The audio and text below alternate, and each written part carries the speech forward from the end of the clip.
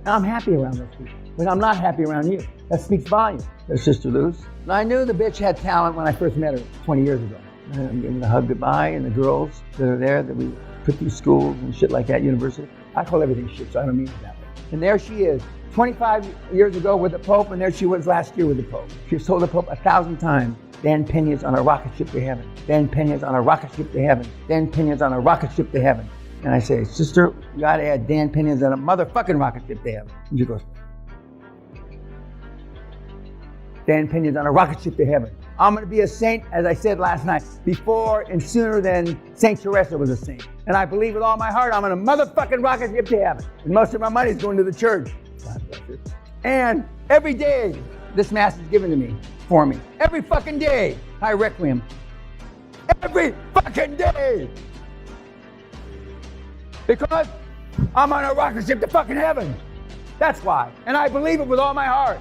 And if you don't believe like this about you being successful, you're gonna fucking fail. Thank you, Father God.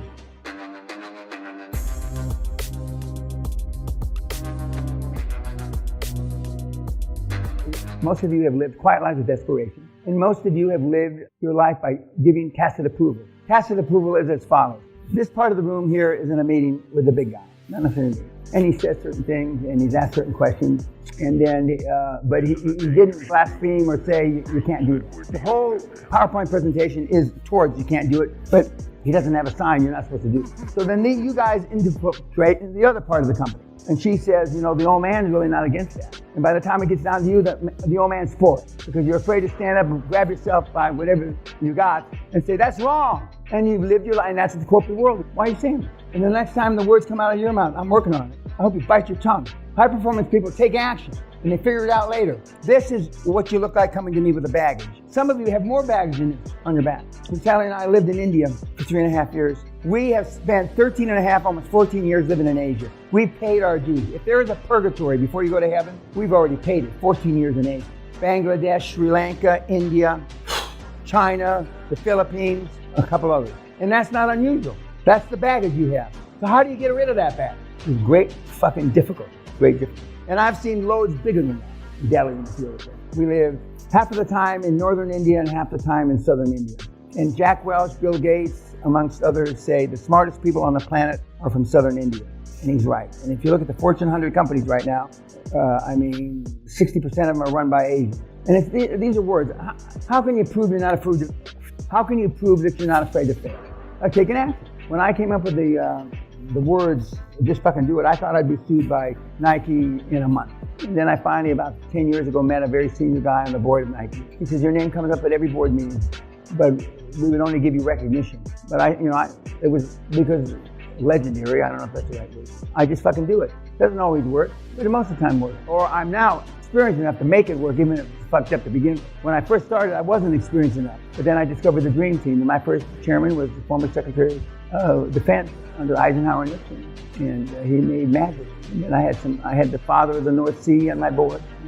I had some smart guys. Never had a gal on my board with me. And I wasn't afraid to ask them. And as I say, and I've said many, many times, I didn't know, you could fill the head of a pencil, a little bit of lead, with the knowledge I had about the oil and gas business. Didn't know shit. I gave a speech in front of the American Petroleum Institute many years ago. And our chief, this is before PowerPoint, we were on these big flip charts on an easel. And Jimmy was late, Jimmy Ford was his name.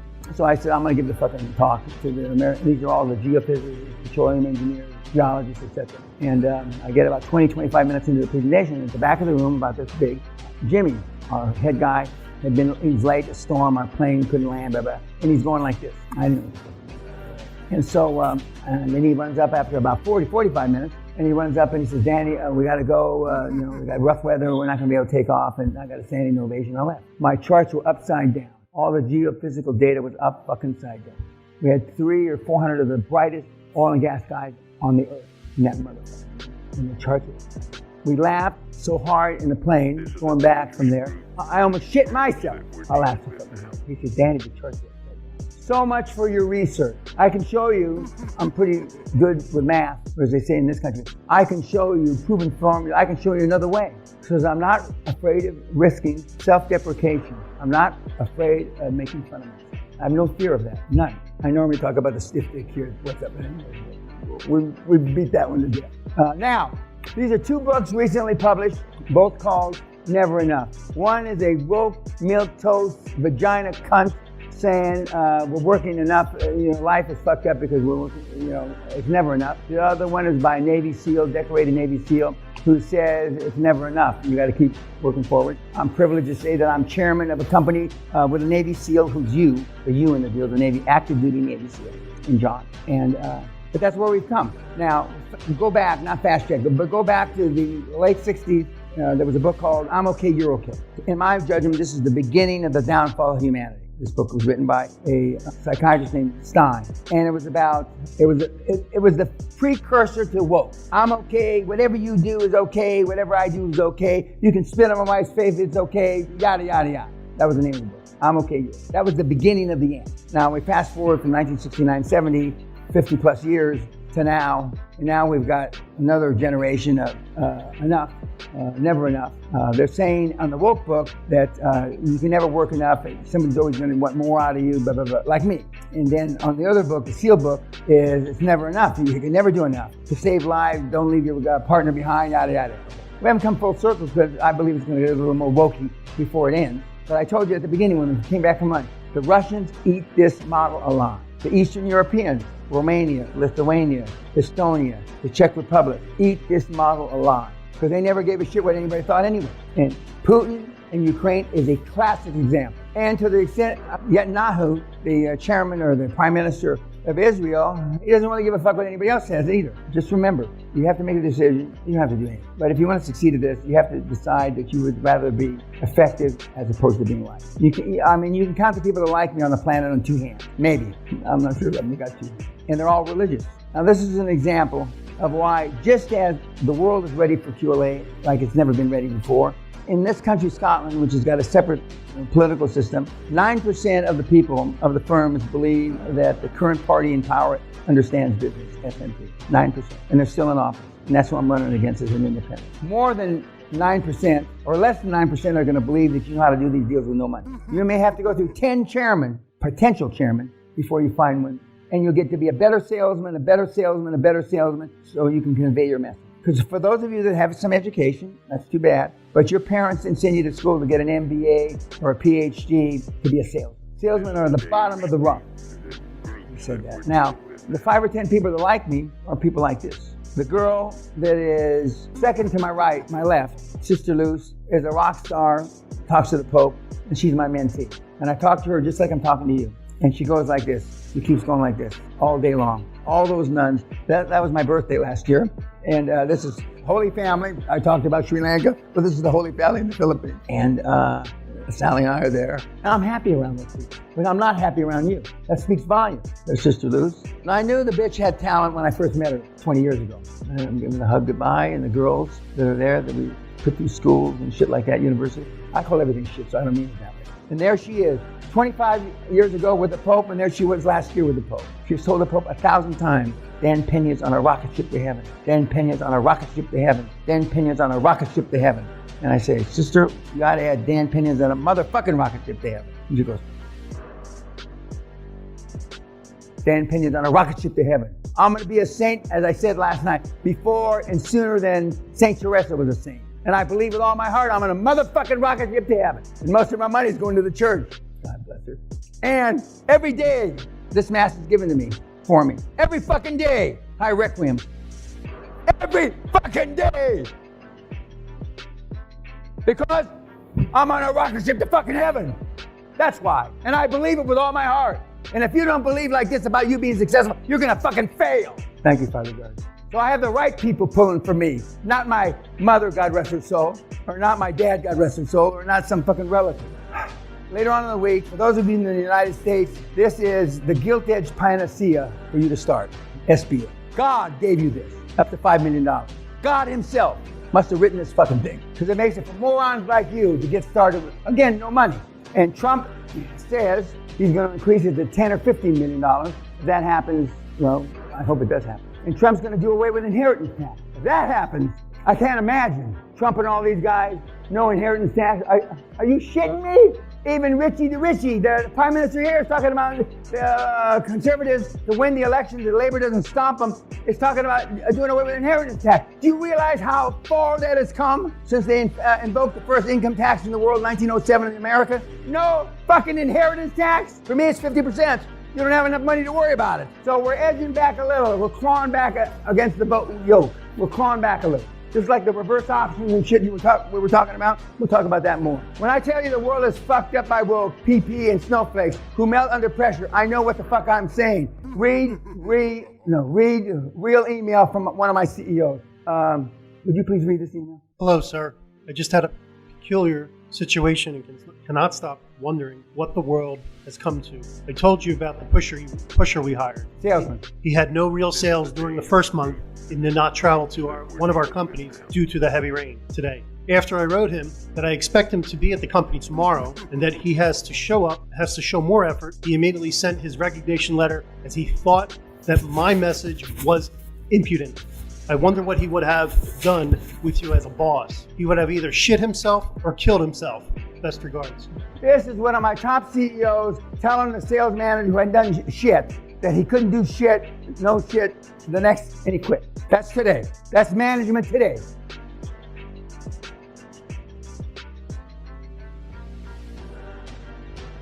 Some of you, in fact, all of you are a product of this environment. Most of you suffer from it. Now, I will neither confirm or deny that I used to choke people, slap them in business. But as Mr. Glatzos, the former CEO of NASA Shipping, taught me many, many decades ago, Mr. Peña, where there's smoke, there's fire. If there's a rumor about some of it's true. I was a rough motherfucker. I did the first commercial advert in 1985 for UK TV for investment banking, etc. When the law changed, Maxwell and I did the commercial together. They used to call me Little Max. The world, it's like Elon Musk said when he fired everybody in India, almost everybody, he said, why don't you go work from home and pretend to work for somebody else? The world is changing, which makes it perfect. The more chaos, the better we have, the more opportunity. But you gotta pull the fucking trigger. And you gotta pull the trigger until you understand the model. You understand the model as you work through it. Gabriel, who you saw before lunch, said it, not best, but he said it, well, it's a building block process. It is. But you gotta pull the trigger. Goldman Sachs threw down the gauntlet. You gotta come to the office. I don't know if it's 3 days a week. Our daughter works for a big company. You got to be in the office 3 days a week. I tell the story in the early 90s when Lou Gessner took over IBM, who was failing, going out of business. They hired him from American Express, I think, to come and be the new CEO. And there was a big snowstorm in northeastern United States. Roanoke, New York, or someplace where the company headquarters was, at 5 feet of snow, 10 feet of snow. And the CFO sent, not an email, but sent phone messages out to all the employees in the headquarters, 1,400 or 1,500. He said, if you're not at work tomorrow morning at 8:15, they're supposed to report at 8:30. Don't come at all. You're fired. I suggest you get a snowplow for the front of your car. Now, can you imagine if that email went out today? Makes my dick stiff just thinking about it. 87% of the employees showed up the next day. Not by 8:15, some got there because 15 feet of snow. And I won't say that was the peak of anti-woke, but it was kind of the prequel, as they say, to anti-woke. And he turned IBM around very successfully. The world didn't used to be like this. And the more the world stays like this, the better opportunity we have. I'm not going to talk about global warming, a joke anyway. There's a kid that I spent 30 minutes with. He wants to know why I give everything away free. Because I want to take the last excuse you have for not doing it. And because I have mentees go on this program. That's Black Beauty, she's called. She's rolling up healthcare. Got a TV show in Houston, and she still got it. And she was a guest panelist on that program. And they didn't take a picture of them standing because she's taller than all of them. She's a good-looking bitch. And for women, and God forbid if you're a good-looking woman, this is like brushing your teeth. And as TK said earlier today, his wife gets away with most. She happens to be a good-looking bitch, but she gets away with it. They didn't really show her because she's sitting over there. But I get great satisfaction out of this. Unfortunately, I have too few people that have this kind of started. But it's possible. From a housewife, unemployed, 2 kids, ex-husband not paying her alimony, I can go on and on and on and on. Her mother's got dementia. I think both her parents got dementia. Dementia's the flavor of the day today. You don't do it because you got dementia. This is why I do it, for the people like this. And then we have mentees that give me, this is a Christmas gift. How the gun got through customs, I have no idea. Now what are they thinking? Because they got melons for heads. Why do you think I call you meathead? And then we have a kid at the hardcore, he hand cuts himself, moron. And all they were trying to do was get the handcuffs off me before I returned from lunch. That was their goal for the day. And Duncan, one of the butlers, got him off. What can you possibly be thinking? You're not. Look at the world. 82-year-old drug leader is given last warning after 24 convictions. How is this possible? And one of the excuses given is that the prisons are too full. And I say, oh, I've got to counter that. Bring back the death penalty. You steal in Saudi Arabia, they cut your fucking hand off the first time. You steal the second time, you're put to death. You cheat, well, the husband don't get killed for cheating, but anyway. So it's not quite equal there. But the women get cheat, they stone you to death. It's embarrassing. We all know that. Ranks is one of the most liberal. There I am. Sadie, Scotland. Okay. Now, this is not much of an exaggeration who raised me. My dad. That's where my dad lived. That's where he lived. I read this story. I was terrified. All my mother had to do was say, Danny, if we can't work this out, I've got to get your father involved. Lightning bolt went up my ass, and could you just repeat slowly, Mom, what you want me to do? And as I already told you, took no credit for my success. My son is successful not because of me, but despite. Most of you should have gotten beaten half to death or to death. Would have been better off growing up. And when I ask you how was your relationship with your family, you know that question? I literally cringe at your answer. I get, you know how when you flex your buttocks muscles or your rectum, that's the feeling I get. I had a wonderful relationship with your father and mother. That's sick. And the last slide before we go to this. Yeah. That's him at 90 and that's him at 24. In his late 80s and early 90s, he had no recollection of beating. I think I mentioned that somehow. It was a fog of war. I don't know what it was. He had no recollection. And I told one of you at least, when he used to tell me, this hurts me more than it hurts you, I used to say, well, what a load of shit that is, you know? But I do remember my mother diving on me to keep my dad from beating me. That I remember like I brushed my teeth this morning. Okay, now I made fun of the pig fucker. Thank you.